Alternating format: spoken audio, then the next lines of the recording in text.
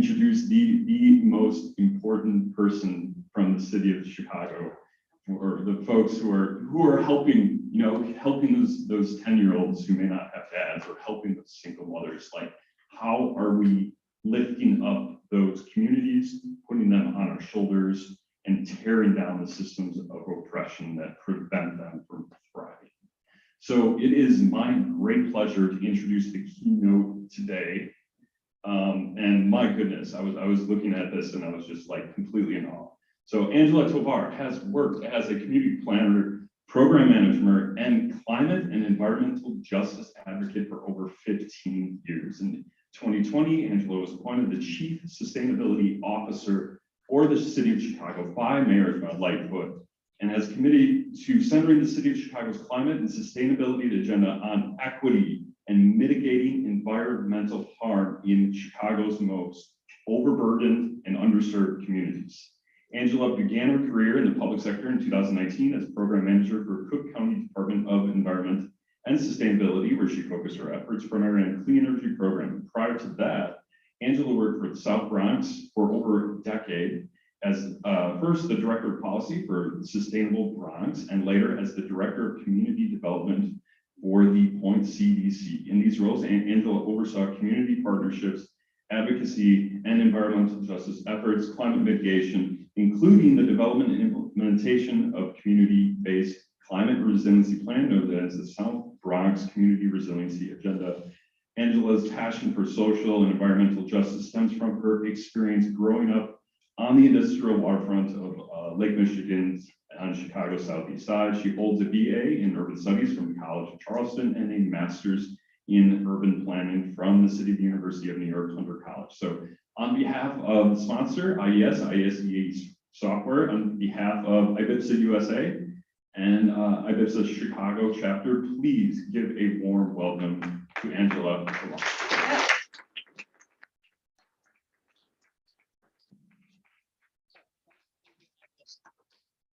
Thank you so much. That was the most generous intro that I've ever received. So I appreciate that, and thank you. I know that this is the end of the day. I know that we're in the home stretch here. If you need to stand up and stretch while I'm talking, I do not consider that rude. I know it's after 4:30 and this goes until 5. So please stand up, stretch, walk around. You will not distract me if you need to do that. How are folks feeling about decarbonization in the city? Can I just get a show of hands? Are people feeling hopeful? Yes, maybe. Yes, Katie. Yes, thank you for your enthusiasm back there. I see you. Good. What about, this is going to require just a massive overhaul of our buildings. Did people learn about tangible solutions today? Did we feel like, that we have what we need to get there? Yes, maybe. Yes, no. Are you feeling like there's still a lot more work to do? Yes. Okay. I feel that way too all the time. So you're not alone there for sure. So I just want to begin by thanking you all for the invitation to be here. I'm truly honored to just bring this home for the Design to Decarb conference. And I just want to give one more round of applause for the student leaders and our sector leaders, Jessica and Tommy and Brian Imus. Thank you all for all of the work that you do and your leadership in the city of Chicago. So if we could just thank our students one more time. And I'm going to do my best to just hold your attention for the rest of the day here. I know that we're talking about decarbonization policies, and I'm excited to just chime in and to talk about how we get there and just to provide more insight on the city's process to date. I know that Sandra Henry from Elevate began today's conversation by talking about equitable decarbonization this morning, and I'm going to do the same. So I'm excited to just go full circle there. We need to decarbonize all of our buildings. I know that you all know that. I know that that's central to our climate mission, both here in the city of Chicago and beyond. So that's what we're going to talk about today. And that means that we have to provide access to technologies, to decarbonization technologies for everyone. And that, the benefits of decarbonization reach everyone as well. So that's what I'm going to focus my time on here today. This is so important in this moment of time that we're in. I know that you all know this. This is just such an unprecedented moment in our history, right? We're just facing the convergence of so many stressors in our lives. COVID-19, right? Deep in systemic racism just finally exposed, and the compounding impacts of climate change, right? That has all just weighed on us for over 2 years now, right? And I think for us, that has just, it's become so apparent that that has just threatened the health and safety of our communities, and particularly our most vulnerable people in our communities. And it's just made us think about how we can serve people in a different way. And when I was appointed Chief Sustainability Officer back in 2020, many people were just worried about the ability of the administration to deliver on sustainability at a time when people were grappling with the pandemic, right? People in the early time had just suffered so much deep loss, and we just saw the economic downturn of so many sectors. And in that moment, people were like, well, how are you going to pass decarbonization policies? Or how are you going to think about a climate action plan at this time? But I'm from the environmental justice movement. So sustainability policies, that is part of holistic solutions for communities, right? This is the moment in time where we know that part of building healthy and sustainable communities means reducing climate stressors, and it means that we think about eliminating extractive systems that have plagued our past, right? And that we think about taking drastic measures to eliminate our fossil fuels and lower our greenhouse gas emissions. And so for me, it was crystal clear that, that sustainable solutions were part of our green and economic recovery agenda. And less than a year later after that appointment, I stood atop the Institute for Cultural Affairs. Has anybody been there before in Uptown? And I know that you all have been there in the back. Okay, if you haven't been there yet, Uptown is a neighborhood up north, and the Institute for Cultural Affairs is an old historic building, multi-story building that is undergoing a full decarbonization retrofit, and they're incorporating passive house principles. And this is a building where they're really thinking about holistic solutions. This is a building that is also the largest social service hub in the Midwest. And they have been thinking about not only how to serve people within their buildings, how to create healthy communities. They also have a number of intentional living communities there. So they're thinking just holistically about the people that live there, the people that they serve, and their surrounding neighborhood, right? How do they reduce their climate impacts for the city, for the surrounding neighborhood? And we stood atop the roof of ICA. Their building is called Green Rise, with Mayor Lightfoot and with Leslie Showers, who is their Chief Operating Officer there, and Naomi Davis from Blacks and Green, who is another wonderful leader in the decarbonization movement and the broader environmental justice movement. And there we announced the city's green recovery agenda. So this is a suite of strategies that we have outlined as the city of Chicago that we feel are going to help us transition to a local and sustainable green economy.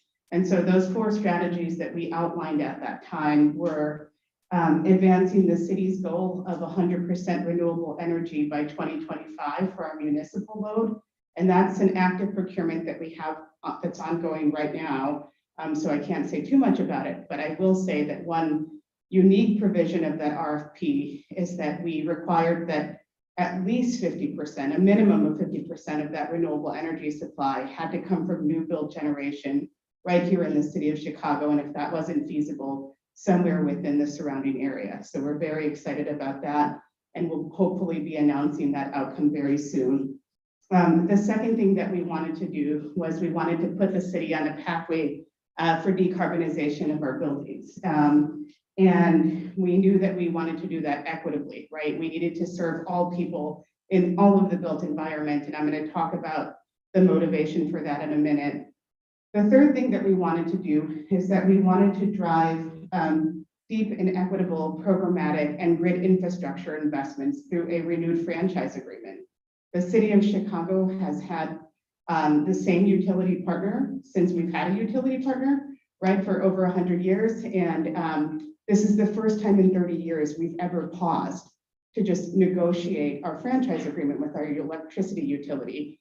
if we are going to decarbonize and if we're going to electrify at the scale that's required here, we have to think about how we are going to work with our utility partner to drive that partnership, right? To bring retrofits at scale. And we have to think about grid infrastructure investments. As you all know, oftentimes infrastructure investments just broadly are tied to economic development, right? We are investing in neighborhoods that are thriving, and oftentimes there's a lot of neighborhoods that are left out of that investment. And so really thinking about how, if we're going to create this grid of the future to sustain and to be able to sustain the electrification that's required to decarbonize. And so that is something that's important to us, and those conversations are ongoing too. And then the final thing is updating our climate action plan. The city has had its first climate action plan in 2008. We've had a number of sustainability plans and reports that have come out, as well as some ambitious targets that were made by the last administration. And then in this new administration, we wanted to uphold those goals, the 100% renewable energy being one of them, but also wanted to build new and ambitious targets as well. And so we worked on a climate action plan just to reignite the city's commitment to climate mitigation. And we're very proud of the proposed actions. We're still working on many of those today. And of course, since 2020, that portfolio has grown substantially, and we've added a lot more initiatives to our list. But I think that the important thing here is that, the COVID pandemic and all of these stressors that have gone along with it, and then again, just like this compounding layer of climate change has just really stressed to us the importance of prioritizing our residents, our communities, and our health first. And I want to go back for a minute to talk specifically about decarbonization of our buildings. The reason why we're moving forward with decarbonization first is because our 2017 inventory tells us that buildings, stationary energy from buildings is 69 to 70% of our carbon emissions here in the city of Chicago. When I tell people that number from in other cities, people are floored by that, except for New York City, right? Most other folks, a lot of their emissions are coming from their transportation sector as well, but it's such a big number. And 39% of that is coming from residential, also a very big number, right? And so when I arrived in office, we know that we needed to move forward. We didn't want to wait for the climate action plan, again, which is setting these new targets for the city. The data was already in front of us, and we knew that we had to move with buildings first. We didn't want to wait.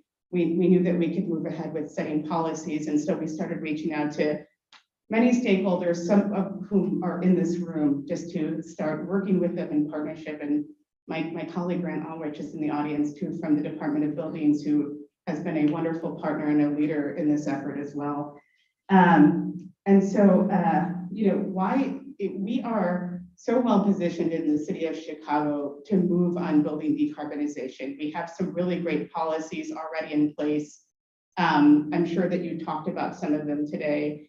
One of them is energy benchmarking, right? We have been benchmarking as the city of Chicago for buildings over 50,000 square feet since 2013.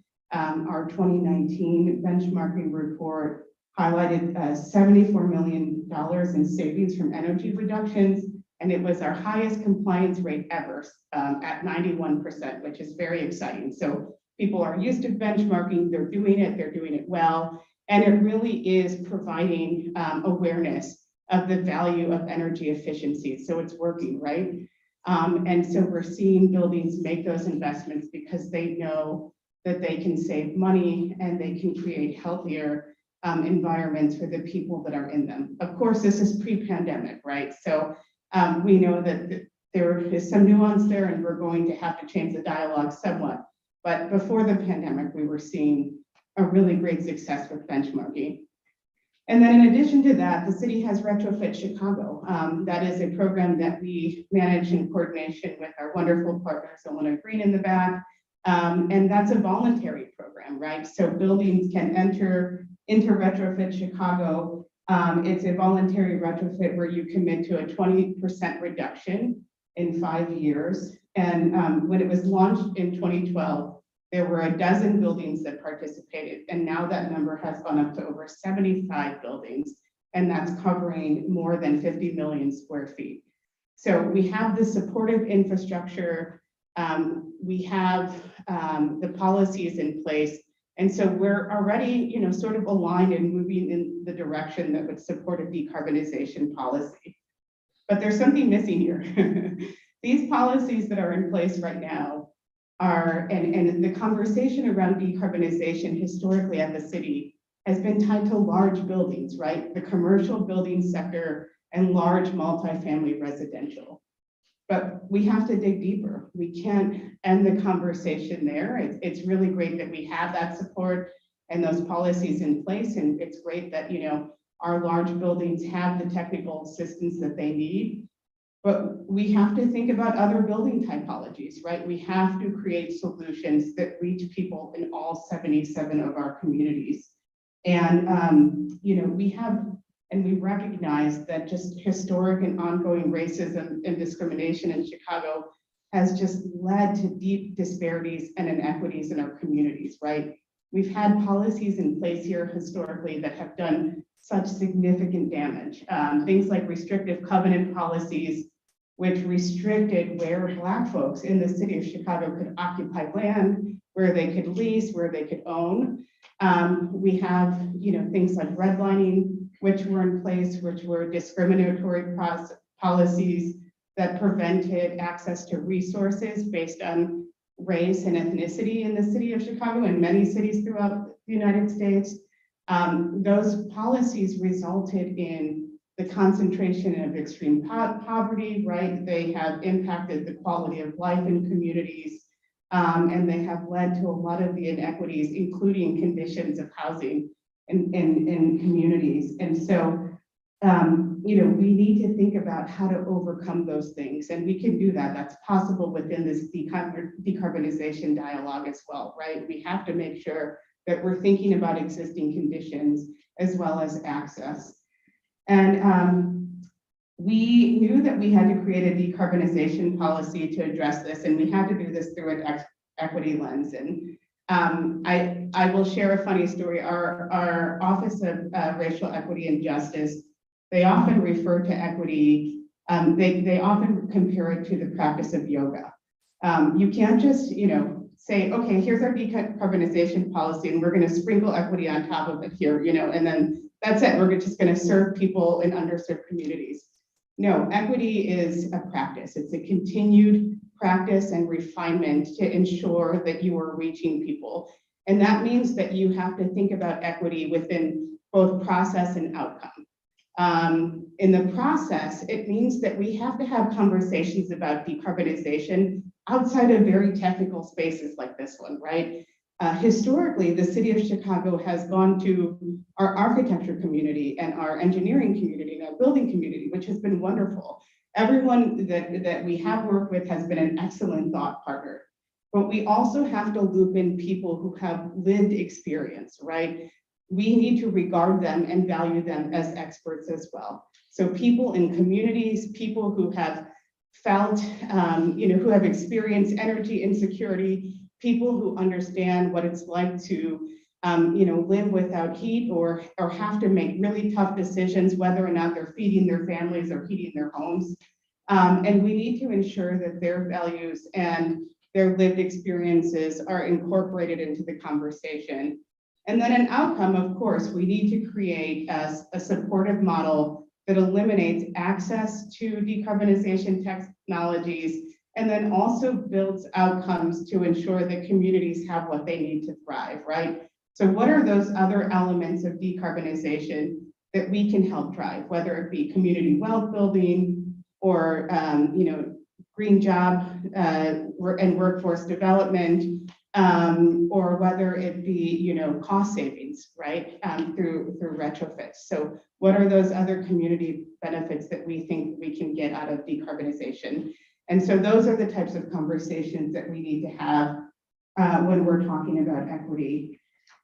And the other important thing is that you have to have values alignment with our technical partners. So the city of course, went to Elevate, and I know that Amy's here, but we needed to have a values-aligned community partner, someone who understood the value of equity in practice. And so we formed this partnership, and we went out with this mission to decarbonize our city through this equity lens, or at least create this planning process. And so we started with a scan of 12 North American cities, looking at decarbonization policies from all over the country, LA, Washington, DC, Boston, St. Louis, as well as some Canadian cities as well, just to learn about what they were thinking about decarbonization, if they had a net zero carbon policy, right, building performance standards, just the various pathways to decarbonization that people were taking.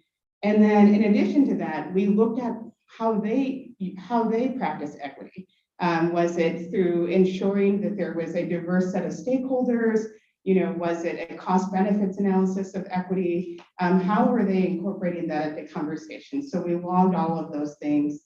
And then from there, we went out into the world and we talked to people for about 6 months. We talked to hundreds and hundreds of people from all different backgrounds, right? We wanted to hear from tenants' rights advocacy organizations. So if you're a renter, what would retrofits bring to you? What are your concerns?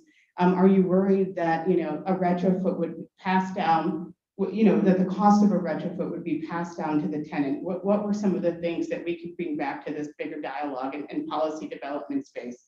We talked to architects, designers, builders, labor unions, workforce development organizations, community organizations, people who lived in environmental justice communities, just really thinking about how we can hear from different perspectives. And then from there, we invited people to apply to be a part of our working group. So we selected 54 people, again, representing all of those diverse stakeholders. Some folks are in this room today, so thank you for your service. And then we came together to look at different policies. There were a couple of things that we charged the working group with to think about this through an equity lens. We wanted to make sure that we came up with a strategy that lowered the economic burden on residents and businesses. We wanted to make sure that we talked about how to reduce energy insecurity for communities of color. And at the end, we wanted to make sure that we were using this equity lens to think about the cost and impact of these strategies, and to ensure that we weren't creating unintended consequences that would exacerbate these conditions that already exist in communities that we're concerned with. And so again, we have 53 stakeholders.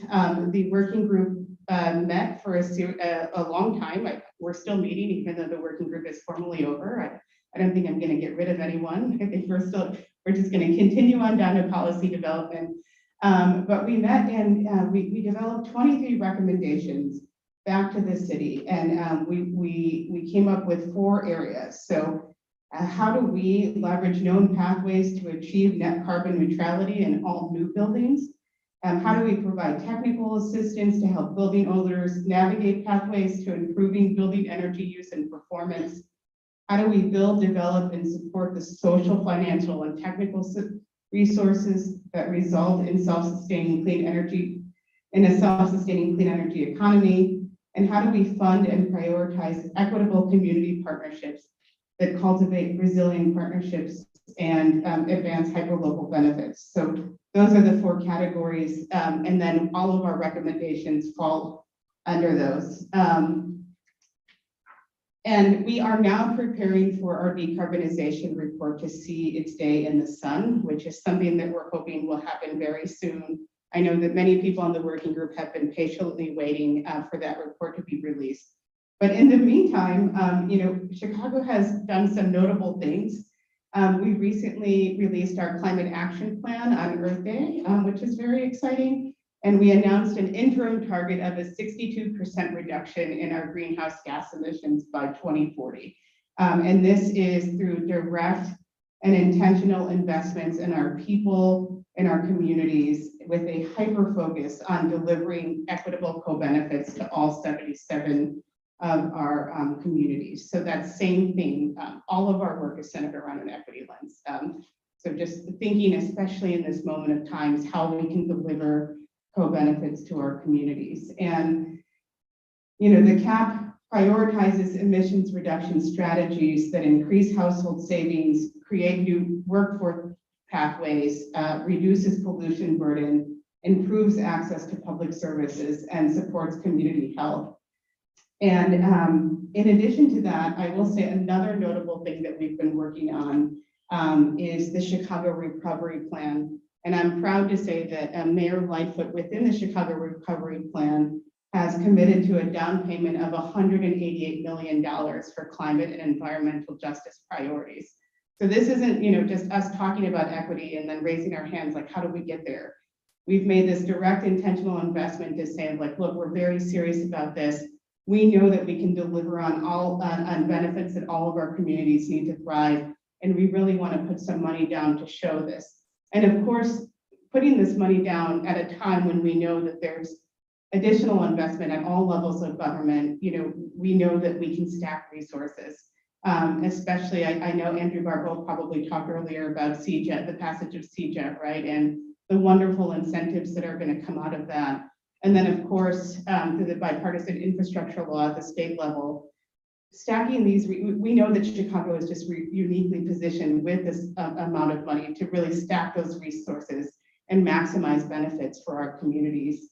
So the $188 million will expand our tree canopy. We have a goal of planting 75,000 trees over the next 5 years in communities that need them the most. We are providing $46 million just for decarbonization and for energy efficiency projects in our homes, in our libraries, in our community anchored institutions, as well as for the city's own building. And we've also made this commitment to electrify our fleet by 2035. We're advancing neighborhood level resiliency projects that will alleviate flooding and urban heat islands in our communities. And we are dedicating a lot of money in prioritizing environmental justice and eliminating environmental harm in communities that have historically borne the brunt of that issue for a very long time.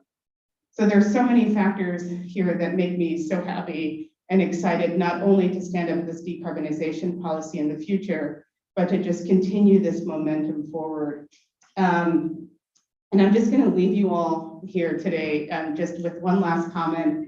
And that's that we don't have time to work on anything that isn't transformative in this moment, right? This is just, we're coming out of this pandemic. It's been a tough time for everybody. We really have to move forward. And that means that we have to move away from the status quo and really work collectively to build a future that residents in all 77 of our neighborhoods deserve.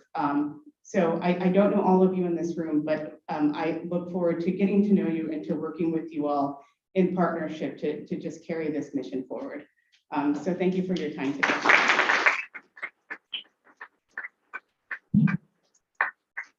Thank you so much, Angela. We really appreciate that. Also, thanks to all of you for sticking it out to the end here. Just a quick note, BIPSA and ASHRAE will have our conference here in Chicago in September of this year. If you're interested, please sign up if you're interested in building simulation. Lastly, like I said, this place does not unfortunately allow us to serve alcohol, but for those of you interested in continuing the conversation, suggest meeting up at the Mark. It's a Mark with a Q at the end of your name. It's at 60 West Adams Street, 3 blocks north of here. So thank you again for all attending.